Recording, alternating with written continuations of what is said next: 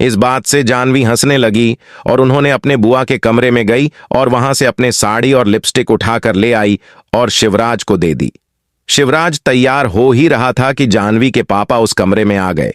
जानवी को देखते ही उसके पापा का गुस्सा भड़क गया।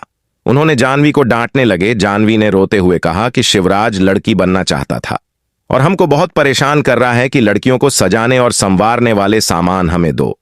ये बात सुनकर उसके पापा बहुत गुस्से में हो जाते हैं और उसे बुरी तरह से पीटने लगते और अंत में उसका कमरा बाहर से बंद करके वहां से चले जाते हैं।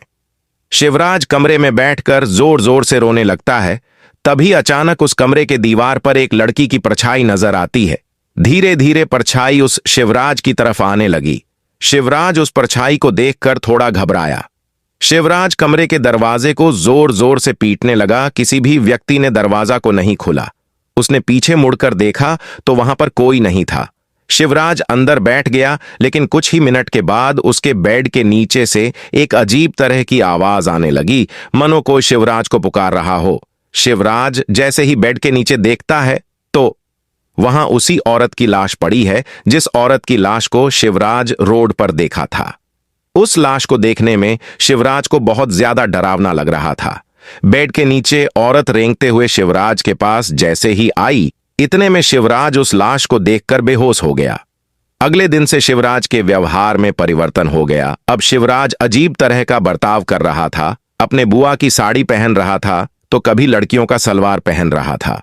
वह दिन भर अपने आप को सजता रहता था। शिवराज एक ही बात बोलते रहता था कि अब उसका नाम सरस्वती है।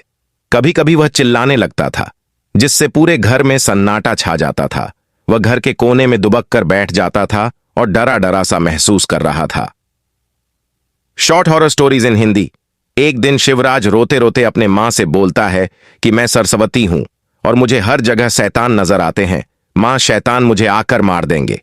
उसने कहा, उस शैतान के पैर उल्टे हैं, हाथ के नाखून बड़े बड़े हैं, हाथों में खून लगा हुआ है, हाथ के नाखून भी बड़े बड़े हैं, चेहरा बिल्कुल काला और मुंह में खून दिखाई दे रहा है, लंबे लंबे बाल, नाखून, वह हम पर हमला करना चाहते हैं।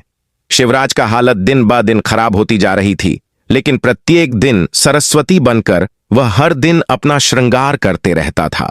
शिवराज ने तो यहां तक अपने कमरा को बंद करके नाश्ता गाता खिलाते रहता था। शिवराज के घर वालों की बिल्कुल समझ में नहीं आ रहा था कि शिवराज लड़कियों का ड्रेस क्यों पहन रहा है, इतना श्रृंगार वव क्यों कर रहा है। आखिर बात क्या है कि शिवराज अपने आप को कमरे में बंद कर नाच रहा है। इस बात को लेकर शिवराज के घर वाले बहुत परेशान थे, लेकिन उन सभी को कोई युक्ति नहीं समझ रही थी कि इसको करना।